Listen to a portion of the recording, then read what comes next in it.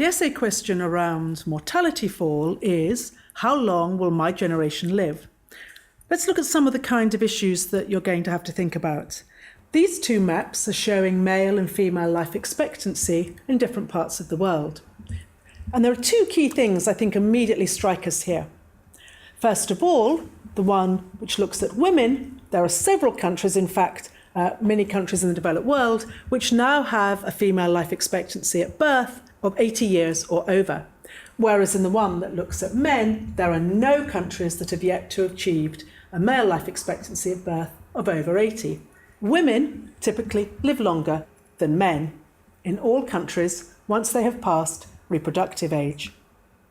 But the second thing to notice is that the vast majority of the world's countries now have life expectancies of over 70. And again, as with falling fertility, it is sub-Saharan Africa that tends to be the outlier. But is this really going to be the life expectancy of the current generation?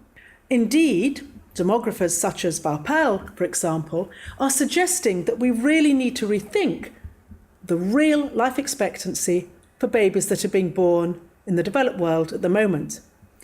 And here you can see that he is suggesting that in many countries, the real life expectancy of babies is over 100. And this probably is going to be the story of the 21st century, the growth of the centenarian.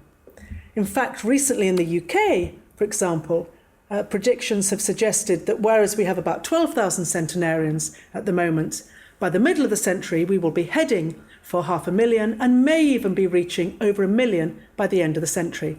So why has this happened?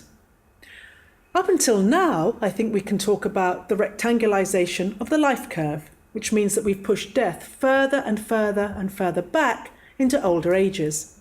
And much of this has been occurring over the last 100, 150 years or so, and simple things like sanitation, increased food, public health initiatives, whereby first of all we conquered infant mortality, and then due to things like conquering infectious diseases, the introduction of antibiotics, for example, we managed to reduce the kind of infections and infectious diseases that killed people across the life course.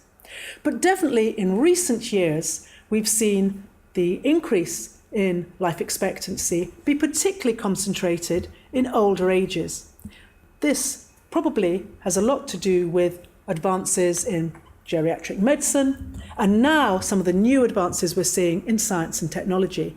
So much so that the growth of the oldest old, and eventually the growth of centenarians, is what many demographers and biodemographers are beginning to focus on. Now, the current drivers of life extension appear to be fourfold: healthy living, disease prevention and cure, age retardation, and regenerative medicine. And the last two might want to lead you into looking at questions of radical longevity. This is the extension of natural lifespans to 120, 150, 200. Some biodemographers are already suggesting that with the advances in genetics, nanotechnology, stem cell research, and even 3D printing, this may be possible over the century. But others, such as Oshansky and Carnes, for example, believe that the very physical structure of the body is simply not developed to support such long lives. Another key question you may want to consider is whether increases in life expectancy will be accompanied by increases in life extension, or whether we're going to see a compression of longevity after 100. In other words, will the predicted increases in centenarians over the coming century be accompanied by increases in supercentenarians, those people living to over 110? Now, the evidence suggests that mortality rates at extreme old age in many developed countries are declining and currently show no signs of slowing. Furthermore, in those countries such as Japan, where there are sufficient numbers of very old people, we're finding that the tail in their mortality graphs, or the distribution of deaths above the mode, is actually sliding to higher ages. We call this the shifting mortality scenario, and it is providing further evidence that as we see an increase in centenarians, so we should expect to see an increase in supercentenarians.